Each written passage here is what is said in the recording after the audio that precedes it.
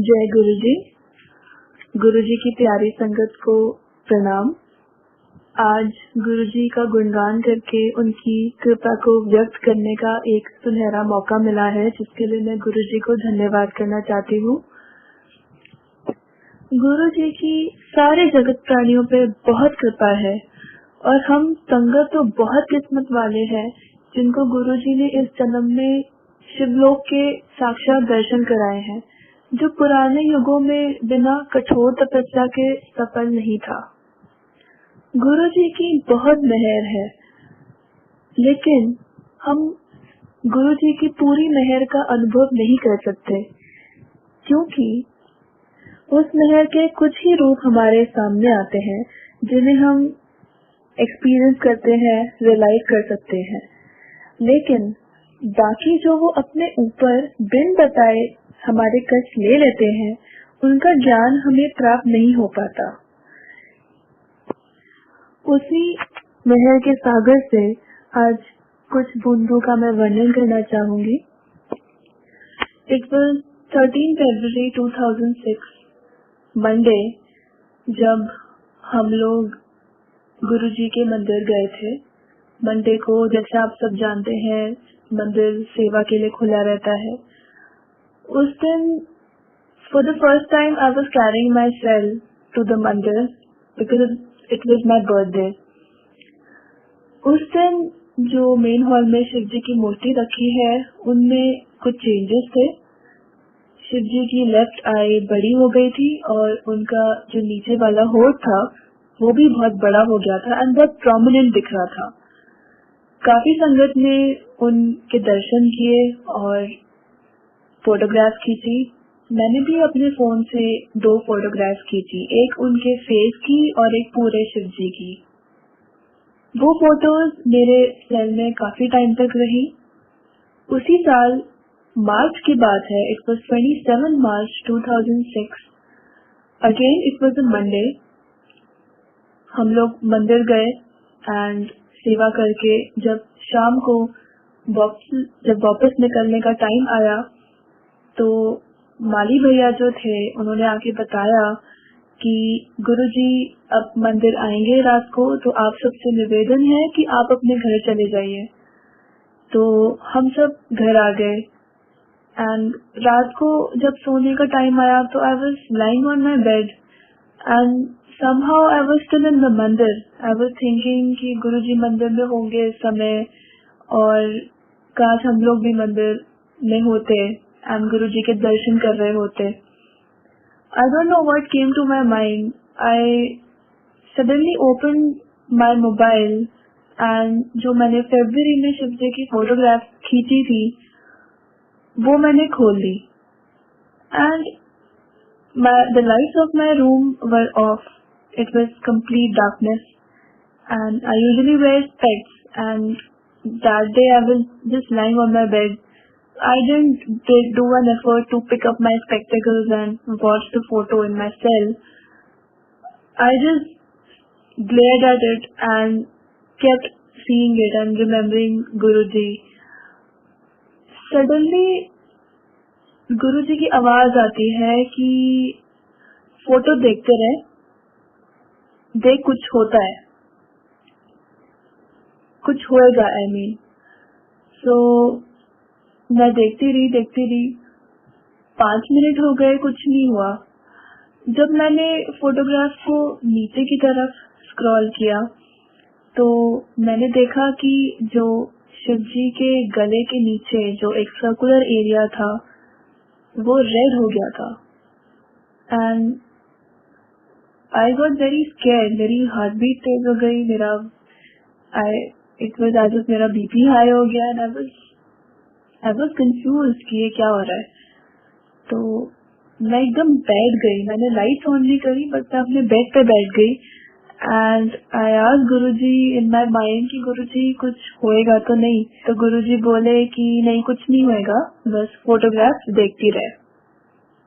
The process went on for 2 hours. I was sitting on my bed. Somehow I got an indication कि light नहीं जलानी है और ऐसे ही बैठे रहना है, स्पेक्टिकल्स भी नहीं लगाने हैं। एंड उस 2 घंटे में शिवजी की मूर्ति में से रंग निकलने शुरू हो गए। गुरुजी का जो फेस था वो कहीं से पिंक हो गया, कहीं से ग्रीन हो गया, जो ऊपर जटाएं है वहां पे ब्लू हो गया, जो गुरुजी के गले में सर्प है वो उनकी आईज भी ब्लू हो गई। आई मीन ऐसा लग रहा था ओवरऑल कि पूरी शिवजी की मूर्ति के साथ किसी ने होली खेली हो। एंड अगर आप जिसको स्पेक्स लगे हो, अगर वो बिना स्पेक्टिकल्स के बहुत देर तक टीवी देखे या मोबाइल पे देखे तो स्ट्रेन पड़ता है, but I was as fresh as anything. कुछ स्ट्रेन नहीं पड़ा मुझे 2 घंटे, कुछ भी नहीं हुआ। I just kept looking at my phone और अपने आप कलर्स निकले जा रहे थे। वो कलर्स फोन के बाहर नहीं आए बट वो शिवजी की मूर्ति में ही रहे। सुबह हुई, आई गॉट अप एट 7। मम्मा पापा को मैंने नीचे जाके बताया कि ये देखो मेरे फोन में आज गुरुजी ने क्या चमत्कार दिखाया है। They all had darshans of it. And उसके बाद उस समय हम ज्यादा किसी संगत को जानते नहीं थे, किसी से इतना इंटरेक्शन नहीं होता था मंदिर में। So I really didn't know what to do. मैं कैसे संगत को दिखाऊंगी कितना बड़ा चमत्कार हुआ है ये। उस हफ्ते हम लोग फ्राइडे को मंदिर गए गुरुजी के एम्पायर स्टेट। मैं पर्पसली अपना फोन मंदिर लेके गई कि संगत को दिखाऊंगी जो गुरुजी ने चमत्कार दिखाया है, बट किसी को जानते नहीं थे। एंड वहां पे सब इतना शांत माहौल होता था कि कुछ समझ ही नहीं आया कैसे दिखाओ सबको। जब लंगर के बाद बाहर हाथ धोने की बारी आई तो हम बाहर गए, तो गेट के बगल में देवर 3 संगत मेंबर्स, उनको फिर मैंने निकाल के अपना मोबाइल दिखाया कि ये देखिए कल रात को गुरुजी ने क्या चमत्कार दिखाया। देवर ऑल्सो शॉक्ड कि ये मूर्ति एकदम कलरफुल कैसे हो गई। एंड उसके बाद द वेरी नेक्स्ट डे मेरा फोन खराब हो गया, सारी फोटोज चली गई, everything was lost. I mean वो दर्शन, कुछ ही संगत को दर्शन देने के लिए गुरुजी की आज्ञा होगी, उसके बाद मेरा सेल ही बंद हो गया था। That was the first divine Darshan I had of Guruji. Those days I was in college. I was pursuing my bachelor's in economics from Metric College. उन दिनों I was in the process of learning the divine rules. जैसे गुरुजी कहते थे कोई logic नहीं लगाना है और अपनी अंदर की आवाज को सुनो। जो गुरुजी कहते थे मैं हमेशा टेलीपैथी में होता हूँ। एंड गुरुजी से कभी कोई क्वेश्चन नहीं करना, बस उन्हें ब्लाइंडली फॉलो करते रहना है। सो उन्हीं दिनों की बात थी, मेरे कॉलेज में एक प्रेजेंटेशन रखी गई थी। हमें टीचर ने 10 सब्जेक्ट दिए थे एंड उन 10 टॉपिक्स को हमें प्रिपेयर करके आना था। एंड द प्रोसेस वाज कि जब आपकी प्रेजेंटेशन होएगी so there will be 10 sheets each containing one topic, and when your turn comes you have to pick one of the chits and speak on that. And however, if you're not comfortable with your choice you have got, then you have one chance of changing the topic by picking another chit.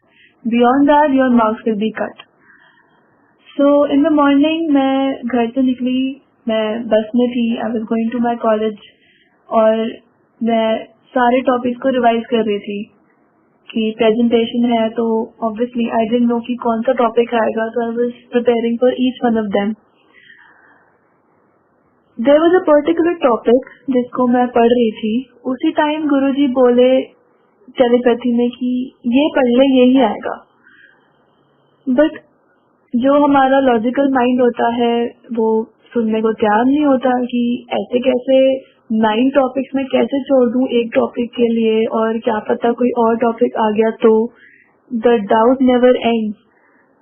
तो मैंने वो topic अच्छे से पढ़ा जो गुरुजी ने मुझे कहा था, बट मैंने बाकी के टॉपिक्स भी नहीं छोड़े कि क्या पता अगर वो आ गए तो मैं क्या करूंगी। You know that complete faith was not there on my inner voice.